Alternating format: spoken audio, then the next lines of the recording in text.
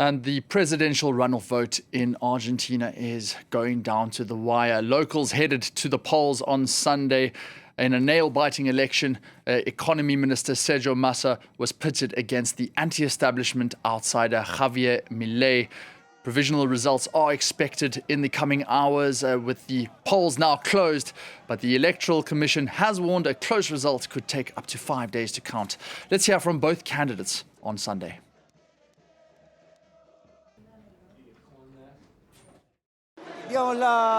We put in all the effort we could, so we're calm, and let's let the ballot boxes speak. We're satisfied. We did a great job, despite the campaign of fear and the smear campaign we were subjected to.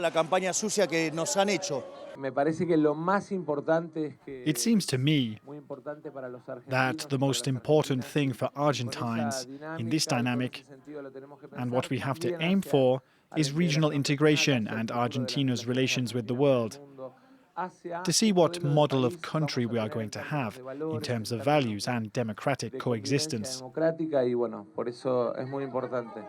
Well, we heard there from Sergio Massa as well as Javier Milei. For a clearer overview of the vote, let's turn now to Benjamin Gedan, director of the Wilson Center's Latin America program and the director of its Argentina Project. Thank you so much for joining us, Benjamin. Obviously, the polls have just closed.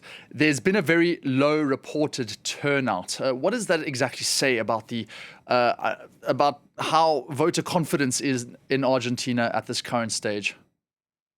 There was absolutely no enthusiasm in Argentina for either of these candidates, and that's been clear for months now.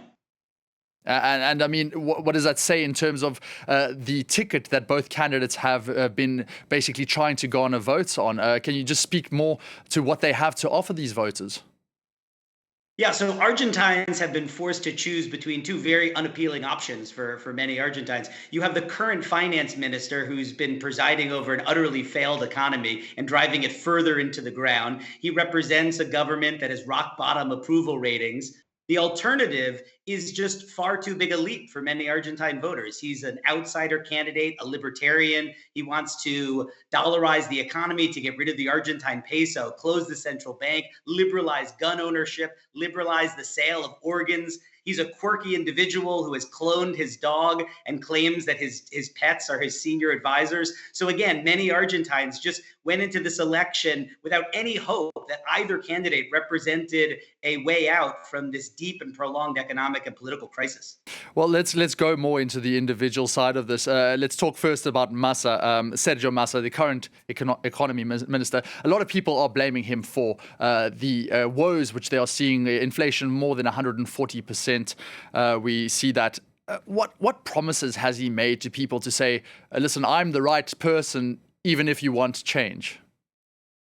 In a sense, it's unfair to blame him for all the economic conditions. He was something of a martyr to even take on this job. Many were afraid to be the finance minister in a country that was already headed to triple-digit inflation, negative economic growth, zero or even negative hard currency reserves in the central bank. But what is clear now, more than a year into this job for him, is that things didn't get better. If, in fact, they got worse. Now, he'll argue they could have been even worse without him. And maybe that's true, but it's very hard to run for president with this performance as finance minister. And he really doesn't have many big new ideas, because if he did, he'd be implementing them right now. He faces virtually no political constraints. The president has all but disappeared, and he has full authority to move Argentina's economy in a different direction. And he has been either too timid to do so or simply doesn't have the political support.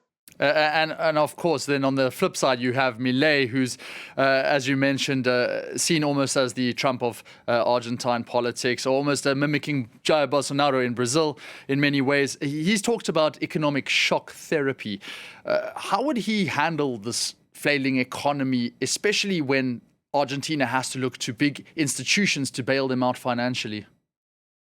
Yeah, so Argentina does have a traditional sort of moderate center-right opposition, but it didn't make it into this final round of the election. And the center-right opposition did recognize the depth of Argentina's problems and had proposed budget cuts, had proposed opening the market, increasing competitiveness.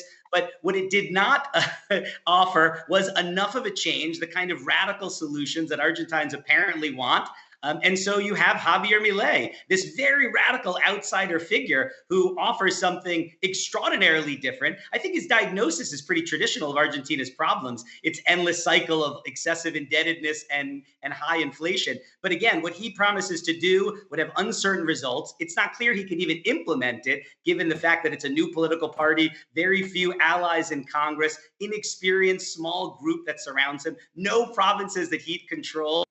The governor's elections have shown that he doesn't have national reach. And so that's why this is such a hard choice. He is someone who promises big new ideas, but maybe too big and maybe not feasible.